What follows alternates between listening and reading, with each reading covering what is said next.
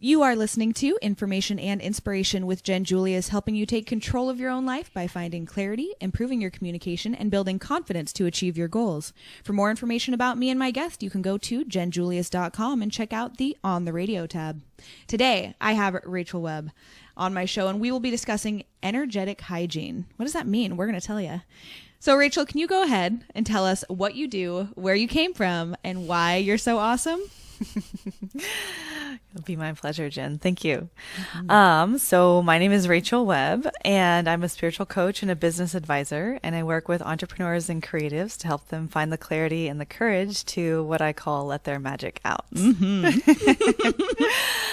And so what that means, let your magic out, is to really...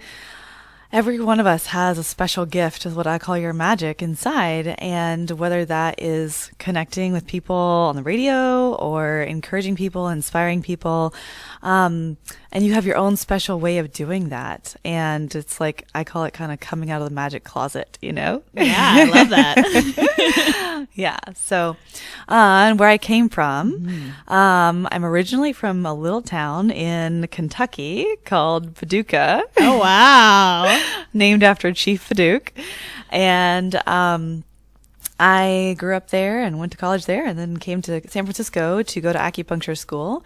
And I was an acupuncturist for several years after I finished school. And then I got guidance from my intuitive counsel, and they asked me to go into the digital realms and do online coaching for entrepreneurs, because that's where the change is happening for us all. That is where a lot of change is happening. Yeah. Yeah. And why am I so awesome? Yeah. Why? Tell us a little bit about that. So I've been working with you for a few months. I mean, all kinds of magical stuff's happening. I remember a big thing that Rachael and I talk about is that if it's not a hell yes, it's a hell no. And I remember when we were talking about me maybe joining this one program of hers, and it was one of the clearest hell yeses I've ever felt. So it's pretty cool when you get that kind of affirmation and you can feel it in your body. And we'll be talking about these signs and signals today too. So yeah, tell us why you're so awesome. I mean, how'd this happen? Yeah. Well, it's like, I would say that I'm so awesome because I feel like that my task, my journey in this life is to let my magic out, and to be my authentic, creative starseed expression, and to not try to hide that, because that's so much of what we all go through, is like trying to hide or edit or explain ourselves, and then we don't feel comfortable being our creative, authentic selves. And so that's my journey. It's like, from the way that I, have my physical appearance. You guys can't see me, but I have white and purple hair, and it's true story. and shifting, walking away from having a profitable, productive, in-person private acupuncture practice, and like walking away from that to do something that really fuels my heart. Like that's letting your magic out. And it's like, I feel like my task is to be a symbol for that there's a different way, that you don't have to, even it's like, I left my desk job when I was like doing web design for General Electric to go become an acupuncturist. But then even that wasn't true enough to my heart, and like just finding and honing that blade of like being true and authentic to what your heart really wants, what your creative spirit really wants. So that's why I'm awesome, because I'm doing that work and showing up and being that light for people. That's right. And I think the interesting thing you just mentioned with that is that it can shift. Acupuncture was perfect at the time, and then it shifted, and who knows if it's going to shift again. We don't know. Right. Yeah. You just got to follow it and stay true, and like keep listening and yeah, stay in the flow. I can definitely relate to that, girl. So awesome. Thank you. So I'm so excited about this concept because originally one of the things that attracted me to you was how amazing you are at giving analogies that make some of the more challenging, I'll say energetic, or some people might say woo-woo or whatever concepts, right? practical. And that's something I'm really passionate about, is how do we bring some of these concepts into really modern day practicality? And I feel like you are so good at that. So I'm so excited, because even in the description of the show, we talked about you know if you're holding hands with someone with the physical body. So then how do you know if you're entangled energetically? So I would love for you to just kind of start with, what does energetic hygiene mean to you? Yeah. So I think that, for maybe the people who didn't get to read the description, we'll just kind of back up a little bit further and say, perfect. So back in the 1800s, there was a hospital in Vienna where there were 2 delivery rooms. And one was staffed by midwives, and then one where there was not enough midwives. And so occasionally the medical students who were on the top floor would come down and assist.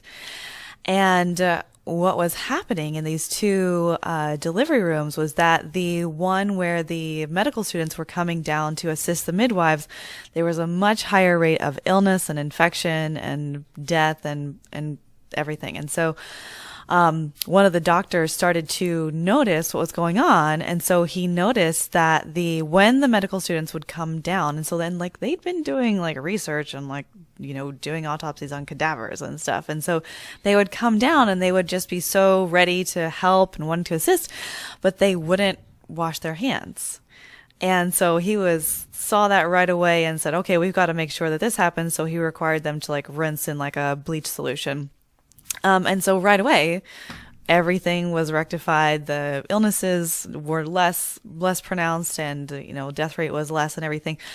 And so now, we wash our hands all the time, right? Mm-hmm. You wash your hands before you eat. You wash your hands before you put in your contacts. You wash your hands after you've done something gardening or whatever. It's whether your hands are dirty or clean, you're washing your hands pretty frequently. Right.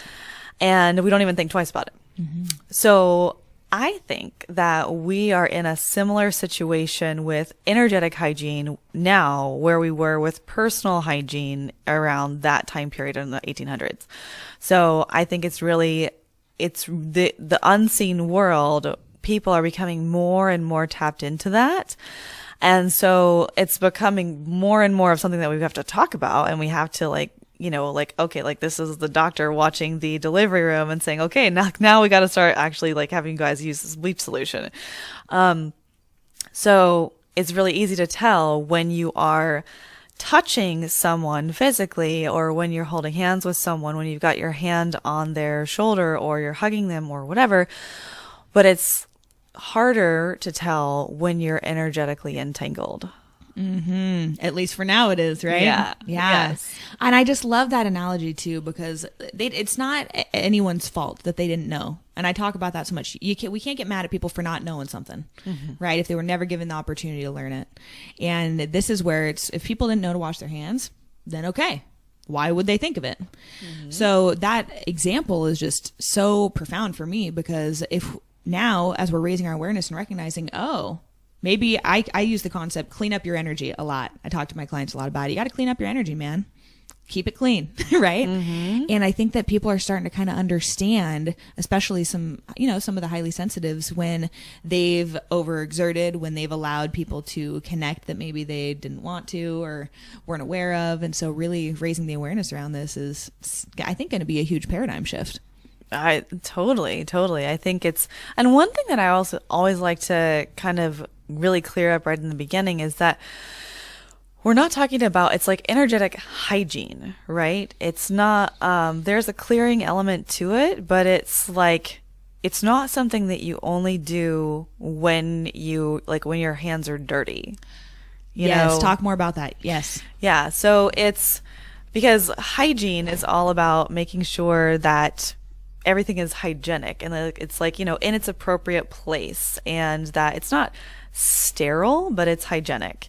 And so when we're talking about energetic hygiene, it's not only when you feel like you've taken on someone's quote negative energy and you're feeling overwhelmed or fatigued or tired or sad or something like that, but it's also when you've had any type of intense emotional or energetic exchange. It's the intensity that tells you need to come back to your energetic hygiene practices And so it's like the metaphor that I would make is that we wash our hands like after we've been in the garden, or we have stuff like dirt on our hands, or we know that we've touched something that was germy and we want to cleanse our hands. But then it's also when your hands may or may not be dirty, but you're about to do something that's like special or sacred. Like my favorite example is put on your contacts. And so it's like whether or not my hands are actually dirty, or even if I washed them maybe 5 minutes ago before I put my contacts in, I'm washing my hands again right away. Right.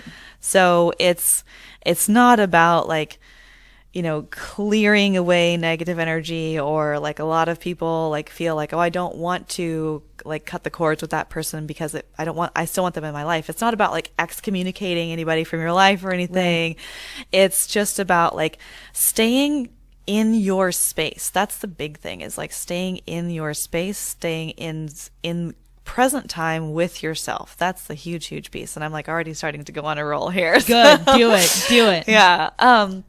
So like the biggest part of energetic hygiene is it's an invitation for you to be in the present moment with yourself at all times.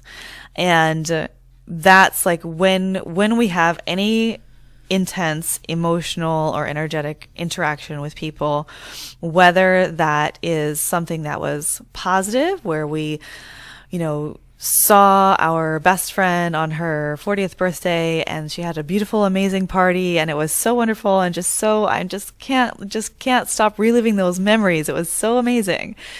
That's still like, I'm still in the past. I'm still reliving those memories. Even if they're positive, I'm not in the present moment.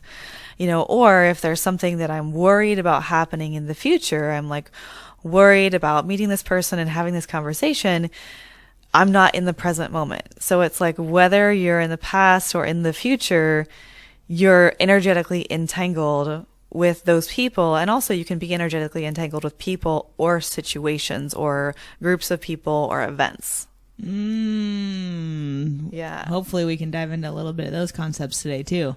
Because I think understanding, we can have all these, I sometimes use the term attachments too, like having excessive attachments to things that have occurred 20 years ago, events, right? Or circumstances. Mm-hmm. And it's not just necessarily people that we can have attachments to that aren't necessarily that great for us.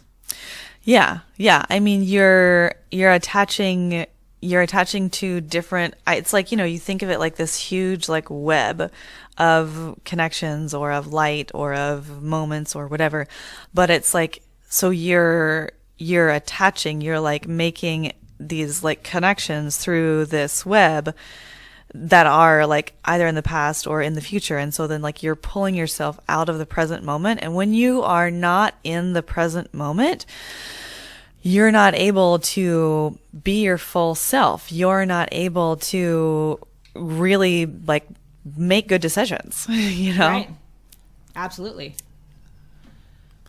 So it's like when you are not in the present moment, it's like, so the way that another analogy is that, is that I like to explain it is, it's almost like you have this big house, like you have a beautiful mansion with lots and lots of rooms, and that's your body, that's your physical body, it's your energy body.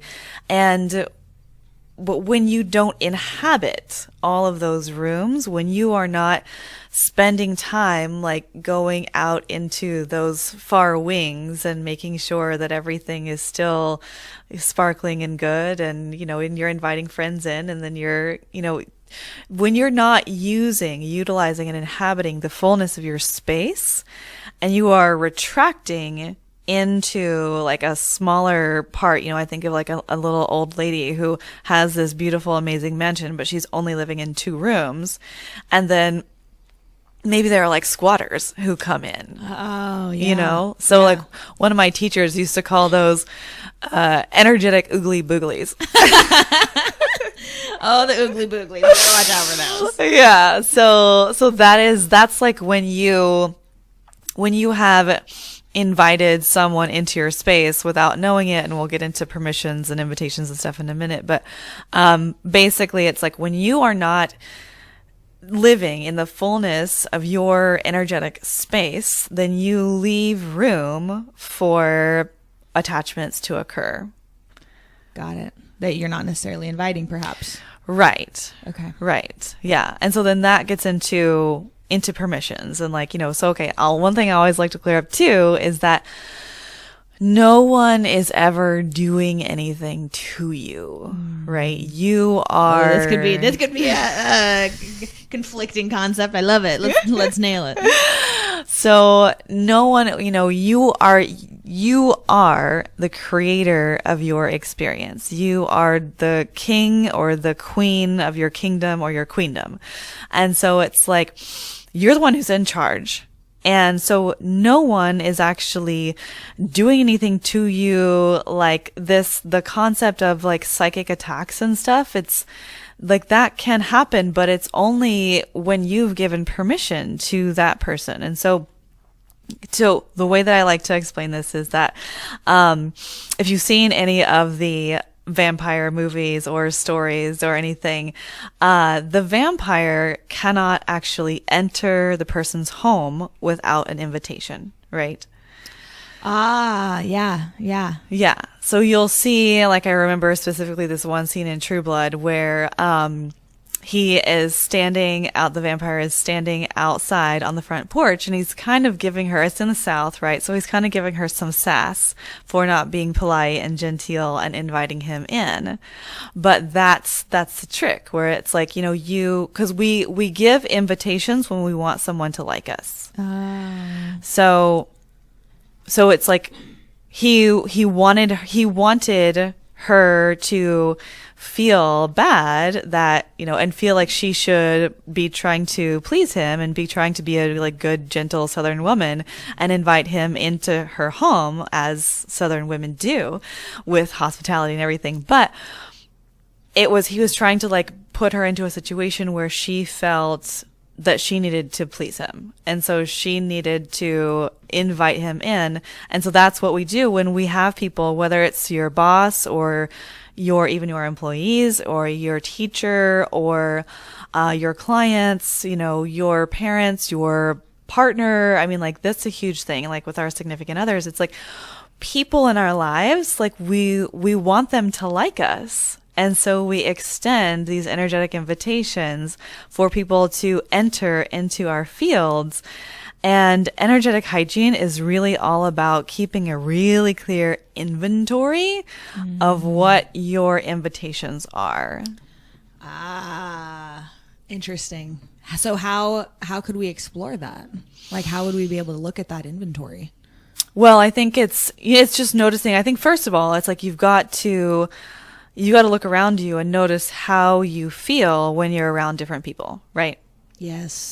People, situations, circumstances. This can be with a particular person in your life, or it could be like in your work. It could be like with a meeting, like you had a meeting with people and you were presenting but you just really wanted you wanted people in the meeting to like you and for them to welcome you into the space and to collaborate with you and everything. And so, but now you're driving home and you keep thinking about being in that meeting and you're like having these like repetitive obsessive thoughts about what happened in the meeting and who said what to who and how did someone respond to you and and when you have obsessive thoughts, that's kind of an indication that you've become energetically entangled with someone or something. Ding, ding, ding. Yeah. Who can relate to that, right? I know I was just doing that yesterday a little bit, not going to lie, right? Like that obsessive thinking of like, oh no, did I say that right? Did I do that right? Blah, blah, blah. And I think that I really appreciate that because it's knowing that that's a cue is really helpful in knowing that now it's an opportunity for some cleanup. Yeah. Yeah. So how to notice when you are energetically entangled with someone or something or a situation or a group of people or whatever is when you have obsessive thoughts, when you are like continually like ruminating over something, and it could be an email, it could be It could be a conversation that you had with someone. It could even be like an interaction like that you had at a grocery store where someone like said something to you kind of offhand, and then you're like, oh, I wonder if I responded to that correctly, or I don't know. It's just like when you notice that you're having these obsessive thoughts, like reflecting over and over and over. Or when you notice that suddenly like you were feeling really great, and then all of a sudden you had this interaction with this person, or you read this email, and all of a sudden you're like, woo, derailed.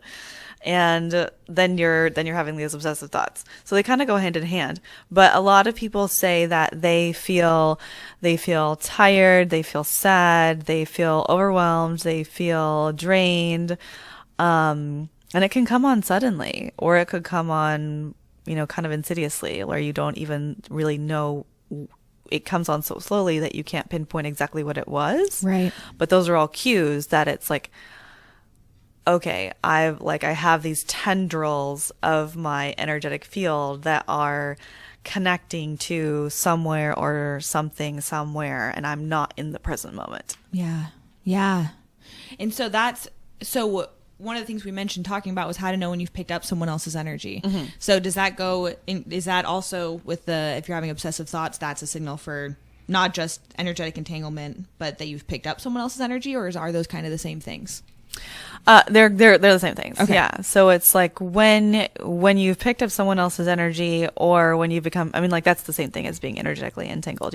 When you've picked up someone else's energy, or you're trying to pick up someone else's energy, where you are like, you're wanting to go back and like have that conversation again with that person, except this time you'd say this instead. Right. Right. So that's you, like you're like, connecting with them, you're entangling with them because you're wishing that things had been said differently or worked out differently or something like that. So yeah, all of those, feeling tired, overwhelmed, sad, fatigued, all of those things, drained, all of those things are when you are feeling entangled. Yeah. Got it. Okay. I'm curious, it's kind of a side question. I don't think we talked about this ahead of time. How then, one big thing that I'm really passionate about is like feeling a deep connection with partners. Mm-hmm. And even some friends, right? And even clients, actually, like feeling that really genuine connection where you just feel like connected. I don't know how else to say it, mm-hmm. right? But almost to the point where you can like feel if something's like going on for them, you like get an intuitive hit, like, oh, I need to call so-and-so, something's going on, mm-hmm. right? Mm-hmm. So is that also energetic entanglement?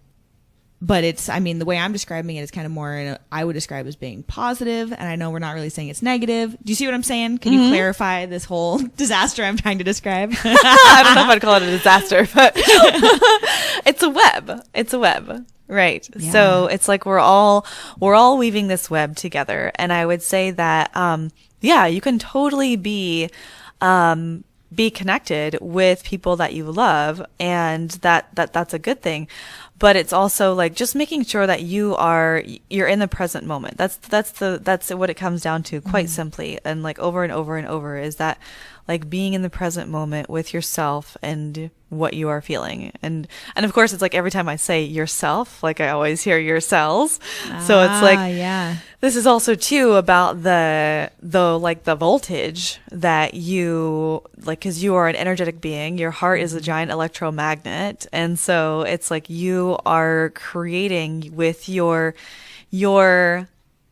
emotions, which are kind of your primal gut response, and then your thoughts, which are your more cerebral response, weave together to create your feelings. And so when you're having different feelings, which are the synergy of your emotions and your thoughts, then that's what you are. That's like your heart is, that's what is like the feelings are being like beaded or like pumped out into your energetic field around you, because we all have, in the same way that the earth has an electromagnetic field around her, we also have an electromagnetic field around us. We are energetic beings and magnetic beings, and your heart is what is producing that. And so in that web that is, going around us, that electromagnetic field, that is what, we think of the internet as the World Wide Web, but really it's like the web that, like, right now you and I are sitting across from each other and we're entangled. Yeah. Our fields, like the geometry of our fields, our electromagnetic fields are intertwined. And so we're on the same page, on the same wavelength, right? Right. And so that's great. It's good because we're like creating this show together and writing it out and letting it flow. And, but then it's also like, then once we're complete, it's like, I need to make sure and you need to make sure that you're in the present moment after this show.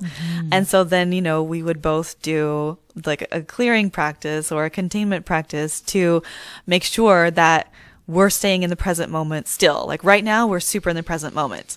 But then once we leave, we need to make sure we're still in the present moment. Yeah. So it's like, it's that's why I say it's hygiene. It's not like cleansing from negative stuff or like avoiding positive stuff. It's just like staying present with yourself, staying present in the moment, in the moment, in the moment, in the moment.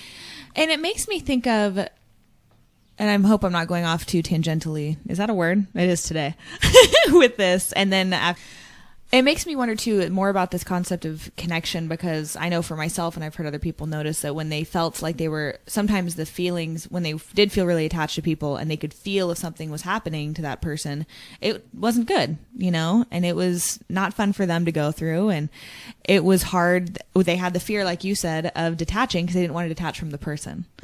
So maybe we can talk about how, as we remove some of the attachments that aren't serving us, because if we're getting debilitated because we're so excessively connected or attached to someone, how can we detach while still staying lovingly connected? And is there a difference? Maybe we can tackle that a little bit. What do you think? Do you want to do it now? Yeah.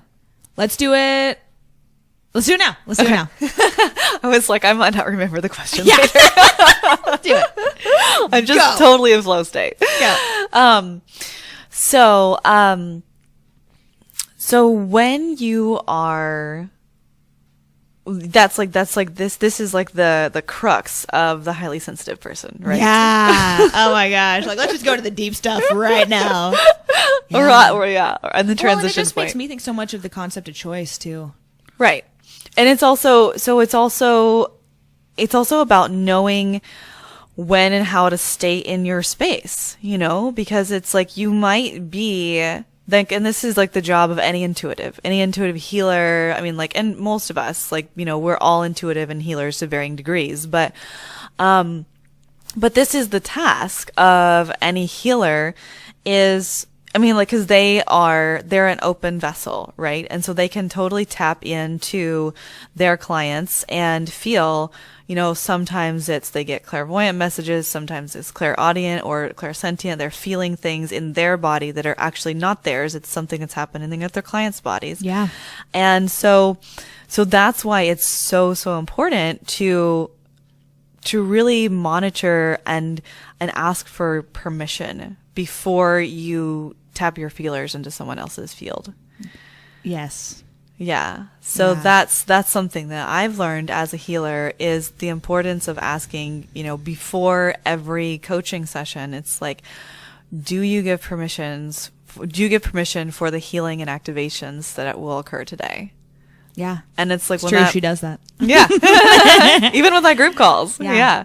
And so but it's giving, like, the person is like getting to utilize their free will, and everything's out in the open. Like, we're not assuming anything, like, just because, like, you showed up and you requested an appointment and you paid for it. That's not your permission. It's like, it needs to be a spoken thing that comes so that your cellular structure hears you say, yes, I am down for this right now. Yeah. And then your cells feel safe because they know you've responded from this present moment and not from the moment a week ago when you purchased your session. Got it. But then getting back to, relationships and like feeling connected and feeling, it's like when you're with your partner, if you're a highly sensitive person, it's like you have a great, great gift. Mm-hmm. And it's like with great power comes great responsibility. Yes. And so it is to your benefit and your partner's if you keep your hands and arms inside your own vehicle at all times. You know, if you are not looking over their shoulder energetically all the time to make sure they're okay, because that's saying you don't trust them. Right. You know, and so it's being really, really responsible for your gift of intuition and sensitivity.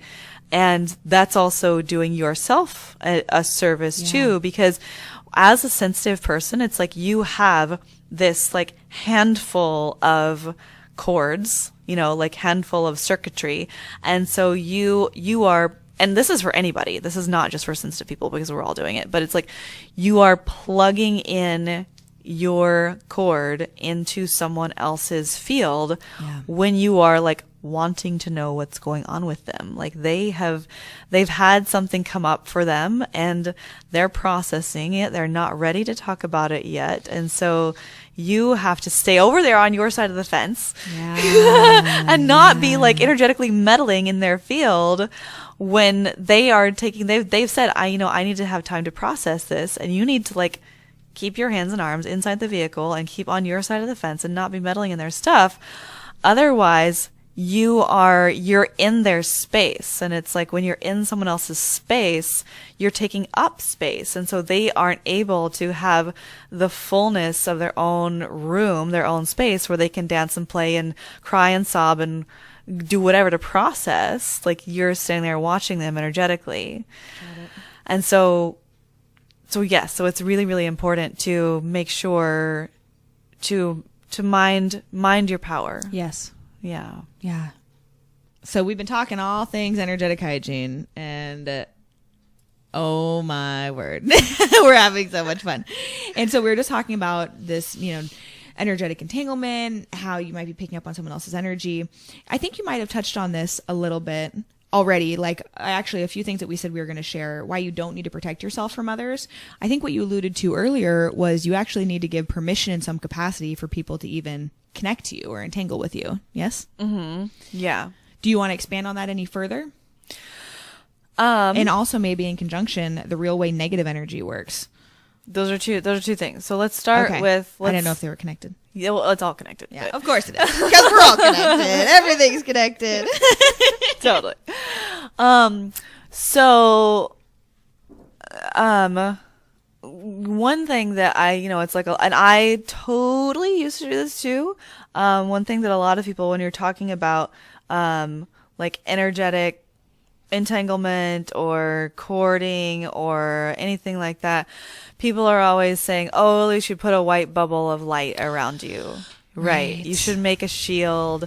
And, like I said, I totally used to do that. Like I would like go to a party and have been like in a vulnerable state, or maybe it was like a new moon or something like that. And I was like feeling super open, and I would go to a party where there's a lot of people or a conference or whatever.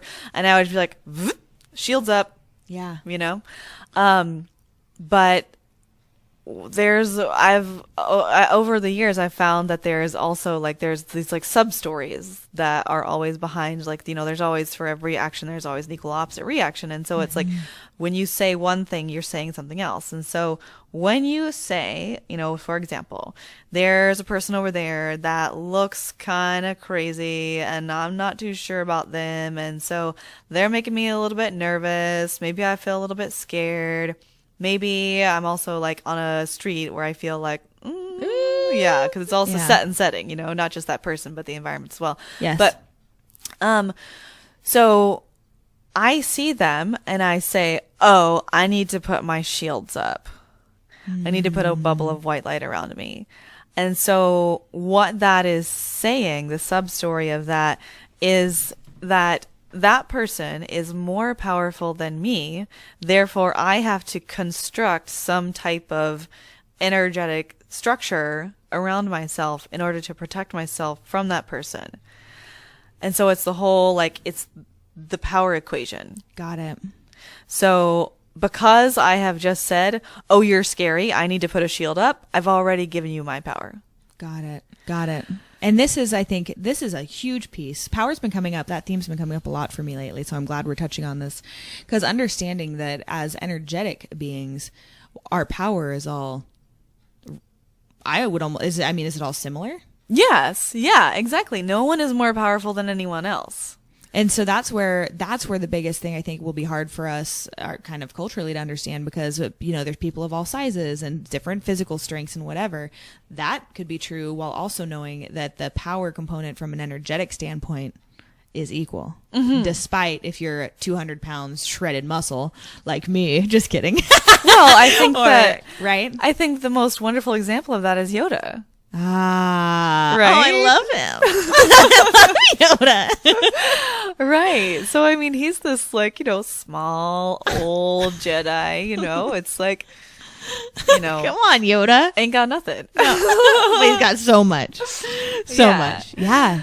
Yeah. So, So, I mean, and that, I think that that's also probably a characteristic of a lot of masters, is that they don't appear outwardly powerful sometimes, Right. That it's like they know that they don't have to flaunt it or prove it. They don't have to prove it. That's the huge piece. Yeah. So but what is happening when you are walking down the street and you're seeing this person who you feel uncomfortable around, or it's a situation, maybe you're like, I don't want to go into that meeting. You've plugged into it. You've taken one of those, you've got a handful of extension cords, and you've taken one of your extension cords and plugged it into that person or situation. So then it's like, for example, this person on the street, say it's like a homeless guy at the bus stop or whatever, you're walking by and you're thinking to yourself, I'm just going to look straight ahead. I'm not going to pay attention to him. I'm just going to look straight ahead. I'm not going to engage. I'm just going to look straight ahead. I'm not going to but what you're doing energetically is you are patting him down, and you're looking in his pockets and checking out his bag and ruffling his hair and looking behind his ears. Yeah. And he feels that. Yeah. And then yes. And then he says something to you, or even just makes some kind of and you get electrocuted because you were plugged into his energy field. I was just on a hike on Sunday, and I was down a little path, and I was pointing out to my friend how there was people on the path walking by. I was like, well, don't stare right at them. I'm like, they'll feel that. People feel when you're staring at them. I was like, you can observe and look around where they're at just to see what's coming, but don't totally stare them down. They'll feel it and they'll see us. Well, yes, but also too, it's even if you're oh, don't look at them, that's still you're still looking at them energetically. That's true. That's a good point. So I think in that case, it's really important to take it's really a delightful experiment because it's all about experimenting and finding what works for you. And that maybe just seeing how long you can stare at someone before they turn around. Well, just kidding. having the attitude of a child, where it's a child is if they're interested in something, they're totally staring, and it's they don't feel weird about it or whatever. They're just genuinely curious. Yeah. Right. Yeah. And so it's having that attitude of a child, where it's if you're genuinely curious about something, because what's happening when you are don't stare. Yeah. That's a cultural program that has been overlaid upon your childlike curiosity. So it's allowing yourself to be energetically honest. Yeah. And maintain objectivity, perhaps. Mm-hmm. Yeah, where you're just I'm genuinely curious. Because we're not saying don't look at anyone as you're walking around. No. What we're saying is, and maybe that's what I didn't describe well, is I can notice that someone's walking down the path, but I don't need to really stare at them and figure them out and connect to them. And that's the whole thing again, with healers and permissions and everything that, it's no one, if you see someone walking down the street and you're genuinely curious, but it's more for a kind of gathering information about the nuances of human energetics, for your energetic hygiene practice, you're being a detective, right? You're curious about the nature of humans and you're wanting to discover more about how this person is. but you don't need to, like, you're not like diving into their field and like Right. figuring out why they're walking with a limp because their left hip hurts and whatever. It's like, Yeah. then you've entangled with them. Yeah. You know, and you didn't give permission. They didn't give you permission to do that. You are like encroaching upon them. And it's also like that. It makes you feel crazy. It makes you feel crazy if you're tapping into everyone around you and like trying to like feel them and understand them. It's like, it's a tool, right? Yeah. It's a tool that you have to learn how to use correctly, sharpen correctly, and then clean and put away correctly. That's right. That's right. Clean it up. Yeah. Yeah. That's what it keeps coming back to. How can you clean it up? Yeah. Yeah. So then how you were talking about the concept of how the real way negative energy works was a different concept than just how to protect. Mm-hmm. So how would you explain the real way negative energy works? So it's like we have this experience of, you know, usually when I'm teaching this, I like have a little like picture that I draw. Like, Pretend. Yes. We'll pretend we have pictures. We'll have pictures here and y'all can just imagine. So it's basically like, you know, you have this concept that, so you have lunch with your friend and suddenly they start telling you this whole story about their ex-boyfriend and and it's like dumping on you, right? Okay. And so then you leave the lunch feeling like really drained and you're like, oh, right. that person did this to me and they were totally dumping on me and, you know, I'm mad at them for that.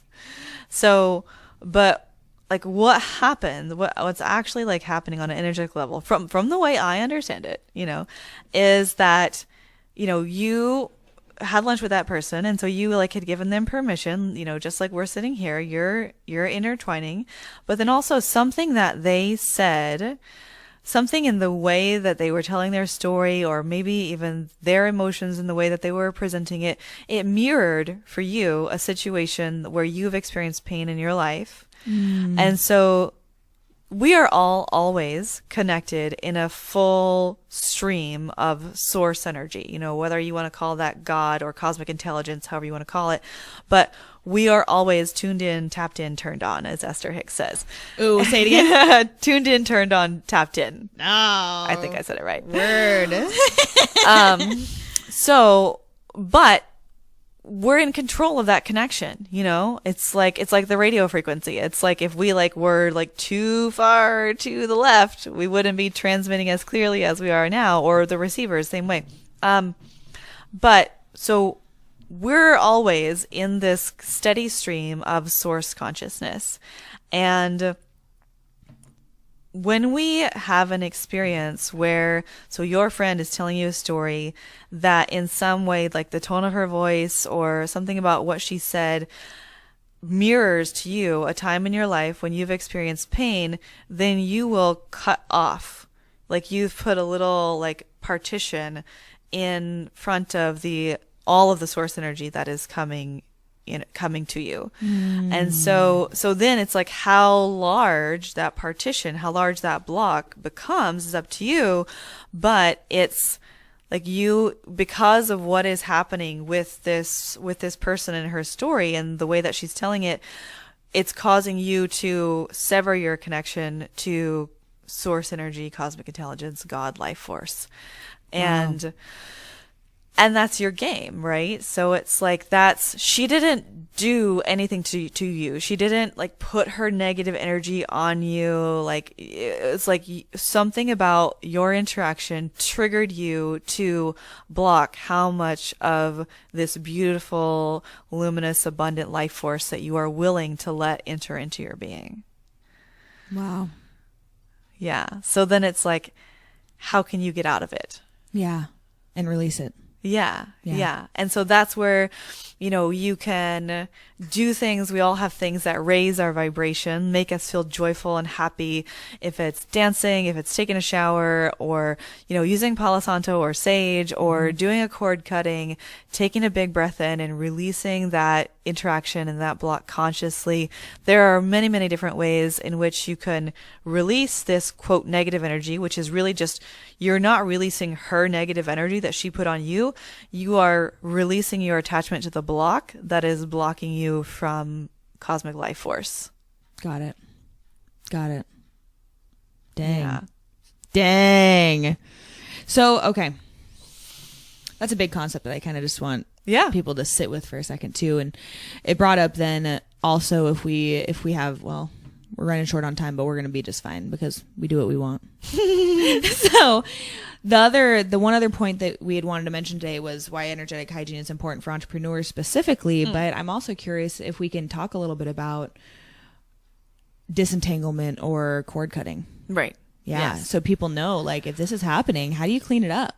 Right. So I don't know which one you might want to tackle first, but yeah. Maybe for entrepreneurs, and then give the tools at the. Yeah, it's like the tools are, I feel like they're always best taught in a meditation. Ah, we can do that. We can do that. Perfect. Okay. So, and just real quick. Okay. So why is energetic hygiene important for entrepreneurs? So, I mean, when you're an entrepreneur, you are putting your heart and soul out there into the world. Yes. Just a little bit. Like, it's being an entrepreneur is like the biggest task in vulnerability and open-heartedness and really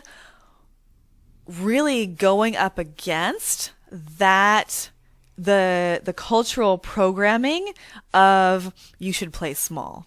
Right. You shouldn't shout your gifts to the high heavens.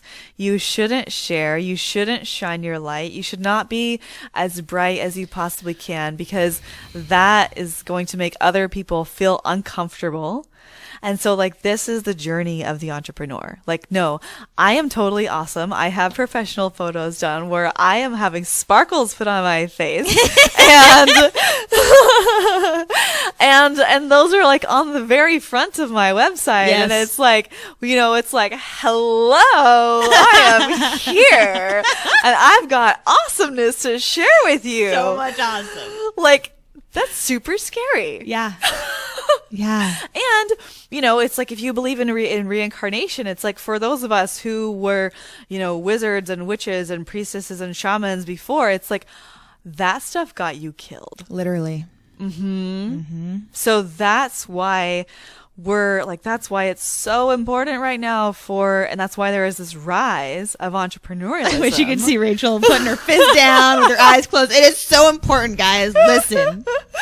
Yes. It's true. true. I mean, it's like Silicon Valley paved the way for like the soulpreneurs, right? Oh. Where it's like that, like they created this because it's all been a progression from the old energy to the current energy. And when I say old energy, it was like survival mentality, like pre-2012, having to keep yourself in the closet, inside the magical closet, because if you shared your gifts and shared your magic, Yeah. you know? Yeah. And so all of us now are coming out of that old stigma of like, you should be small, you shouldn't make anybody else feel bad because of how awesome you are. And like coming out onto the internet, making websites, holding webinars, teaching classes, having courses where we're like, I'm so amazing and you should learn from me. That is the task of the entrepreneur. It's like putting your heart and your message out there day after day after day, seeing people tell you that your prices are too expensive. You're a weirdo. Seeing people tell you like, I don't know what you're doing. How come you don't work 9 to 5? Why are you working all the time? Yeah. That's the bigger thing. Yeah. And so it's like, you're putting your heart and soul out there in a way that not everybody else who is not an entrepreneur, who is working 9 to 5, who can check their soul, or not their soul. I don't want to say that because I don't want to make anybody feel bad, but it's like, you know, you're not worried about the success of your company when you're working for someone else. You're like, I just clocked out today and I'm on my way home and I don't have to think about that agenda anymore for that company. I have my own agenda. But it's like when you're running your own business, it's all your agenda and it's like coming out from your heart. Yeah. So it's the deepest, most vulnerable place. So you are so much more subject to energetic entanglement with people because it's like, you know, someone reaches out to you and asks you about your services and then they find out that it's more expensive than what they can afford. And then you have this, oh my gosh, I feel so bad. Maybe I should feel bad about not having, I should lower my prices. Like you get this whole like repetitive, obsessive thoughts. Yeah. Suddenly you're entangled with that person and or that situation of, am I worthy enough to charge this? Yeah. So that's why energetic hygiene is so important for entrepreneurs because you're putting your heart and soul out there and you're just so much more open to being energetically entangled with people. Yeah. Yeah.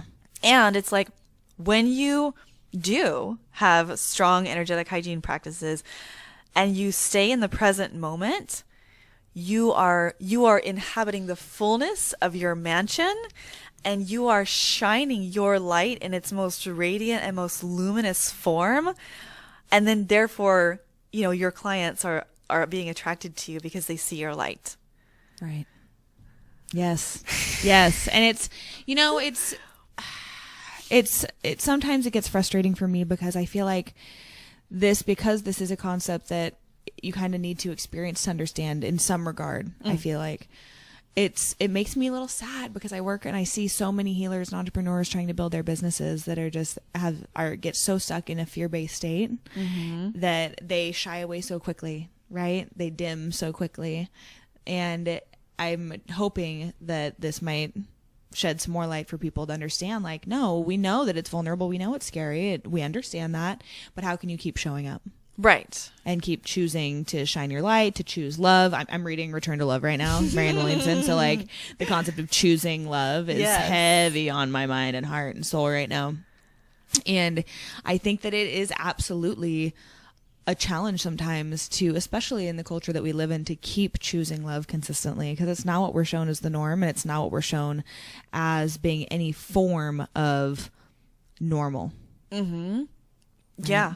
You know, and it's like, that was, I mean, like, this was the hugest thing for me when I graduated from acupuncture school. You know, it's like I'd been in this tight container for, you know, it's year-round school. Yeah. You never get more than 2 weeks off. And at least it was. I think they're shifting the format at the school I went to. But anyway, you never get more than 2 weeks off. You're in this super tight container for 4.5 years where your task is to pass the next test. Yes. And so it's like that's you proving yourself is on a piece of paper because of what you've memorized. And then suddenly you take the state boards, you have a license, and you're like outside. It's like you've been inside this super, super tight container. And then now suddenly you're floating in the ocean and you're like, where are the sharks? Oh my god! Yes. What's that? Oh my god! Yeah. Who's jellyfish? Whoa. And then you also have to be standing like out there looking your best, like with your smiling face on your website, with your sign flashing, I am awesome, come see me, when you feel like, oh my goodness, I am so overwhelmed. Yeah, true. So that's like energetically disentangling from that system. Like that's what I feel like that's been my journey. It's like disentangling from the system of being in, you know, systematized schooling and like then coming into your own journey as an entrepreneur. It's like that's everyone's journey. Like it's all our experience, your experience, my experience, the person who's listening to this experience. It's all holographic, fractal, and metaphorical. So we're all dreaming the same dream. So my story is your story, is the person who's listening's story. All of it is right now. Yeah. And that's why, number one, it's so important to shine your light regardless. Keep doing it, keep doing it, keep doing it, keep doing it. If you're listening out there, I'm so cheering for you. Yeah. Yeah. And also to be able to, it's like taking your energy body to the gym, practicing energetic hygiene, making sure that you stay in the present moment, stay in the present Strengthen moment. those muscles. Mm-hmm, Yeah. mm-hmm. So that you can still continue to be, it's like trying to run a marathon when you haven't trained. It's like you've got to start slow, and sometimes it's weird and confusing, but you keep doing it, and you keep showing up, and you keep practicing, and you keep doing it. Yeah. And it gets better and better and better. Yes. Word. Right? Amen. And we all win. So Yeah. Wow, we're really good at talking. I would love, though, to still squeeze in a quick way for people to disentangle or cord cut or something. Yes. We only have a couple minutes to do it. Is that possible? Yeah, we can totally do it. Okay, let's do it. So how can people, so we've talked all about, you might be entangled. Now we're actually going to help you understand how to disentangle. Although, well, I'm not going to say that. Yes, I am. Sometimes intention will take you a long way. And that's one thing that I just really want people to hear is how you choose to show up, the power of choice, owning your power, allowing yourself to really stand in your own space is potentially one of the best things you can do for yourself, and having this pure intention around what you're choosing and how you're showing up. So that's the not very easy to understand answer, but it's pretty much as simple as I can try and make it. Mm-hmm. Yeah. So then let's give something a little more. Yeah. So we're going to keep it super, super simple. Perfect. Okay. So, if you're driving, you can totally do this. Just don't close your eyes. No. You don't. And that's the thing. That's You don't the need thing. to It's close like, your eyes. no, well, and that's like the essence of everything that I teach. That's like spiritual practice based, is that, gone, like in the removing of the old energy, like gone are the days when you have to like, sit in a circle surrounded by candles and wear certain clothes and say certain words. And it's like, it's all about your intention. Yeah. So if all of that makes you sitting in a circle with certain robes and whatever, like makes you feel empowered, 100% you should do that. Yes. But it can also be really, really simple. And that is the way that we're moving into now, where it's that being able to awaken to the fact that we are all shamans and people who are able to work with energy and everything. And it's our intention. We are the creators. That's really owning your power as a creator. So you can do things simultaneously if you believe you can. And so it can be simple. You can walk in both worlds at the same time. So you can be driving, but we're going to start small. Yes. So don't think of that like huge, overwhelming situation that you've got going on with your ex-girlfriend. Let's start a little smaller than that. Yeah. Yeah. So think of, any person that you've had, again, not a negative, it can be also positive, any type of, intense experience, or maybe intense is really not it's like more full spectrum, it's like, and we can use the word intense. Sure. Yeah. Experience with another person, whether that was quote positive or quote negative. So calling into your mind a person or situation in which you know that you've become entangled and you need to come back into this present moment. You need to call yourself back and you need to release them. And so just taking a moment to really tap into whatever that situation looks like for you.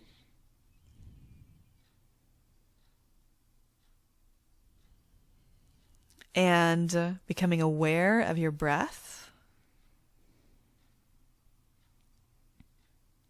And then on your next exhale, completely exhaling all of your air. And then on your inhale, you are inhaling everything about this situation. Keep inhaling.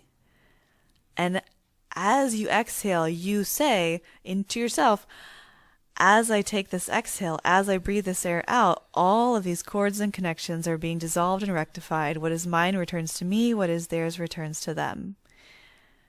And it's done. It is done. It is done. It is done. Yeah. And you can do that over and over. If you feel like that you just heard it, but now you want to practice it, or you feel like you didn't quite get it just right now, you can do it again later. But using your breath like that is so easy. And sometimes I will actually say it's almost kind of like you're creating your reality. You're creating, or you might even call it like casting a spell, where you're like, okay, as soon as I take this next exhale, all cords and connections between myself and this person stating their name will be dissolved and rectified. What is mine returns to me. What is theirs returns to them. And then you take your breath in, and then you exhale, and you've said those words, so that your cells know that they no longer have to hold on to that vibration any longer. Can you say the original statement again for people? No. Okay. Just kidding. Because those are my words, and that's what works for me. It's like... So thank you for saying that. So what Rachel's saying is, again, it comes back to intention and what works for you. The most powerful magic you can make is the stuff you make up. That I'm so glad that you just said that, because I tell people that all the time, and it's so imperative to understand. Yes. Yeah. So it's like my words are meant to be a bridge for you to make your own words. Yeah. If you use my words, it won't be as effective as whatever words you make up yourself. Perfect. So that's the invitation to step into your role as the creator of your experience. Yes.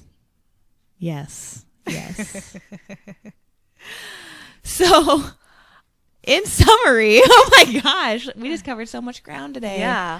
Also, too, I would say by the middle of next week, I will have up, and hopefully maybe even by Monday, I'm working to put together, I've taught the Energetic Hygiene course so many times. I've taught it live. But I do have meditations, and so I'm gonna tape it and just put it out as a course that people can have, and then it has meditations that you can download that covers all the different ways in which I teach cord cutting. Perfect. And because that was a very simple way, but there are many more ways, and it's like maybe that way that we just did doesn't really work for you. Yes. But it's like, finding one that does. I'll give you a couple more examples so that you can figure out something else that works for you. Yeah. And then also the practice of containment, because that it's like cord cutting and releasing all those connections. It's like hand washing. Right. But containment is like wearing rubber gloves. See these analogies? I love them. Perfect. So yeah, when you're contained, when you are in your own space and present time, and there's like meditations that help you to make sure that because it's like wrangling the stallions of your energetic field or herding the cats of your energetic field can be daunting in the beginning. That's right. That's right. So you guys, I will have things put up, a course put up for you all with meditations that you'll be able to download and practice on your own. By the middle of next week, I'm committing to Wednesday. Ooh. Yeah. So Rachel, if there was one thing that you could shout to the world that they really heard and took away, what would it be? Oh,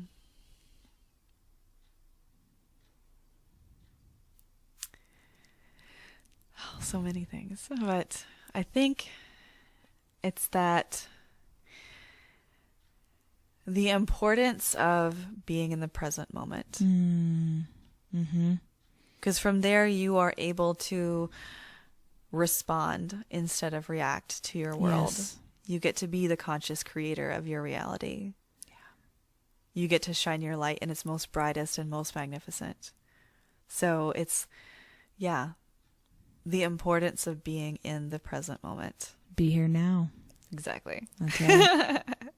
Thank you for sharing everything. I mean, we've covered what to do when you're picking up other people's energy, the real way that negative energy works, why you don't need to really protect yourself from others, how it's, relative to entrepreneurs, how to clean it up.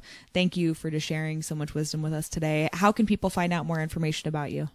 You can come to my website. It's soulstarmedicine.com, soulstarmedicine.com. And you can also come and hang out with me on Instagram at soulstarmedicine over there. I have a huge Instagram party happening over there where it's hashtag Magic Tribe, and we're all about raising each other up and encouraging each other to share our light and to share our magic, and if you want to call it weird or woo woo, like all of that, but game on. bringing that out and making that the new normal. I like that. The new normal. Yes, the new normal. Magic is the new normal. That's right. I've actually been noticing the word magic being used in a lot of advertising and stuff lately. Just saying. Yeah, definitely. And then I also jumped on Periscope in this last week. That's right. And so you can find me again at Soul Star Medicine on Periscope. You can download the free app, search for Soul Star Medicine, and there's actually 3 accounts there, but it's the one that says Spiritual Business Coach. Perfect. And it has like the most followers and the most hearts and everything. You can see there's more activity on that. But I'm teaching evening meditations on there, and you can join me live on video for those meditations, as well as anything that I feel inspired to teach during the day. Yay! Thank you. Thank you. Thank you. You're most welcome. It was a deep and wonderful opportunity and honor to be able to come together with you and everyone who is listening to us today, and everyone who will listen to the recording, because there is no space and time, and we are all gathered here in this very moment, and your energy is all here with us now. And that's right. And also that just trust that everything that was spoken today was for you. You called it here. Perfect. Thank you. Thank you all for listening to Information and Inspiration with Jen Julius. For more information about me and to check out some of my previously recorded shows, you can go to jenjulius.com, or you can like me on Facebook at facebook.com/JenJuliusCoaching. Again, thank you so much for listening. Thank you for wanting to shift yourself, shift your life, and help shift the world. We appreciate you. Take care.